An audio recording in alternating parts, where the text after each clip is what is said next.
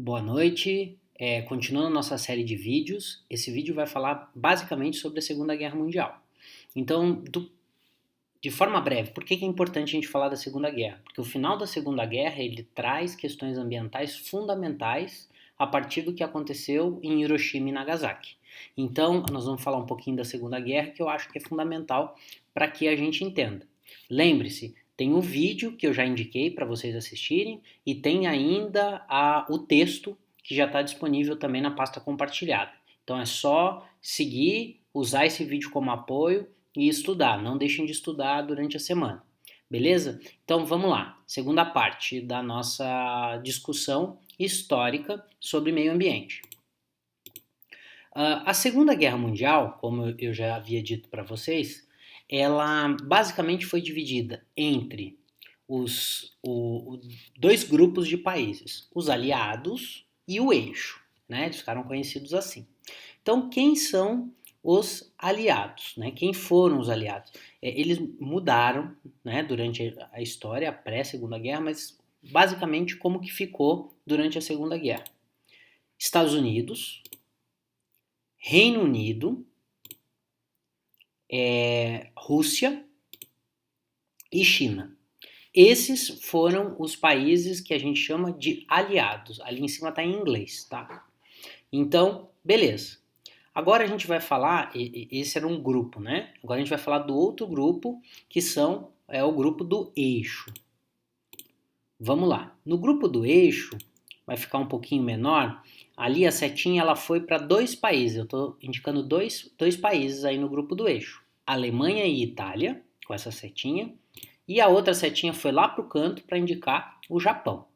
Então, basicamente, a gente tem um grupo, vamos voltar rapidinho aqui, ó, de quatro, que eram chamados dos quatro grandes.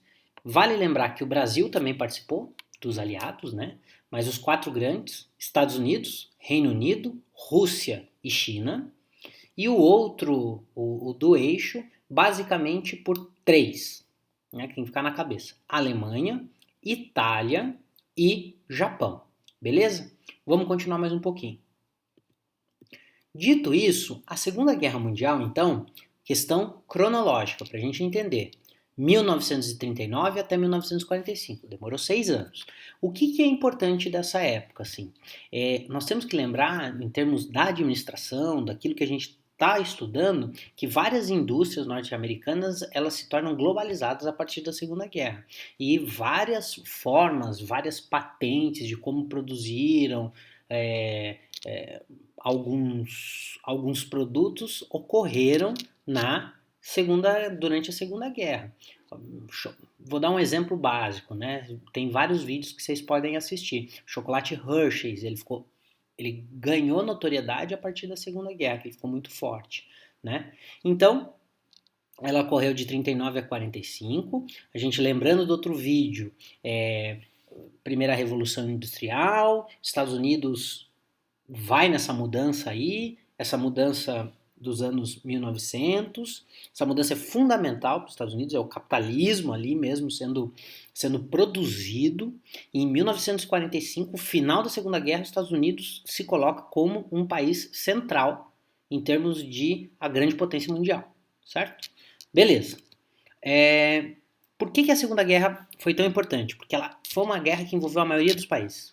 Poucos países eram neutros. Então, como ela envolveu a maioria dos países, ela mexeu muito com a economia. Não só a economia, com questões políticas e etc. Certo? Então a gente tem os dois eixos que tem que ficar bem claro para vocês. O eixo dos aliados, né, duas alianças, desculpa. A dos aliados e a do eixo. Né, dois grupos, do aliado e do eixo. Grupo dos aliados. Nós vamos pensar nos quatro grandes, basicamente. Eram mais países, né? Mas a gente vai pensar naqueles mais importantes, naqueles que definiam as estratégias de guerra, as estratégias políticas e etc. Estados Unidos, União Soviética, né? Na época era União Soviética, hoje Rússia, Reino Unido, que é basicamente a Inglaterra, mas tem outros países ali em volta, China. E eu coloquei ali Brasil, mas só para lembrar que o Brasil participou ali dos aliados, não era um país de suma importância aí. No eixo, a gente tem Alemanha, Itália e Japão. Politicamente, o que era importante aí a gente lembrar de Alemanha, Itália e Japão? A Alemanha, basicamente construída sobre aquilo que a gente veio chamar de nazismo, a Itália, construída sobre aquilo que a gente veio chamar de fascismo, e o Japão era um império. Então, essas eram as questões aí que estavam envolvidas na Segunda Guerra. Bom, 1945, em agosto mais especificamente, entre 3 dias de diferença, você tem as bombas de Hiroshima e de Nagasaki. São bombas nucleares, né? A gente já comentou um pouco sobre isso. E o que uma arma nuclear, foi a primeira vez na história, até hoje, que uma arma nuclear foi utilizada em larga escala. Como a gente sabe, a arma nuclear ela não é somente letal no momento, ela continua a produzir efeitos durante muito tempo. Até hoje você tem efeitos em alguns territórios japoneses, mas o que é muito triste, né? E o número é que mais ou menos nesses 4 meses aí entre ela ter sido lançada e tal, e depois, né, 4 meses depois, 250 mil mortes, mais ou menos, entre Hiroshima e Nagasaki. Bom, algumas coisas da bomba nuclear. O que elementos, assim, que eles demonstram como o ser humano conseguiu produzir algo que pode acabar com o planeta? Momentos como o que a gente está vivendo, de coronavírus e etc., são momentos que, de certa forma, a gente começa a repensar questões de humanidade, aquilo que nos liga, né? A gente começa a não se importar com muitas das coisas. E as bombas nucleares, elas trouxeram grandes questionamentos políticos, humanitários, de direitos humanos e ambientais. A questão nuclear, né, para fazer a bomba nuclear, ainda existe a questão do lixo nuclear, que é um problema. Existem várias questões ambientais aí. Mas, sobretudo, o que as bombas vêm trazer para a população? Elas vêm trazer a ideia de que, com uma bomba, você pode acabar com o planeta. Então, isso começou a fazer com que os governos pensassem, nós temos que pensar conjuntamente algumas temáticas, e a ambiental é uma delas. Isso é bastante importante, né? Beleza. Aquele eixo dos aliados, pessoal, é o eixo que foi a base para a construção da ONU, da Organização das Nações Unidas. Acima, em azul, vocês têm o símbolo da ONU, que é essa visão de mundo, tá vendo lá? E com uma perspectiva de diplomacia. Então, ou seja, um lugar em que você pudesse, em que há uma assembleia que você pode resolver questões que são mundiais, que estão relativas a vários países. À esquerda vocês têm um prédio, esse é o prédio da ONU, que fica em Nova York. Esse prédio ele é bastante importante para o Brasil também, porque ele foi desenhado e planejado, né, pelo Oscar Niemeyer.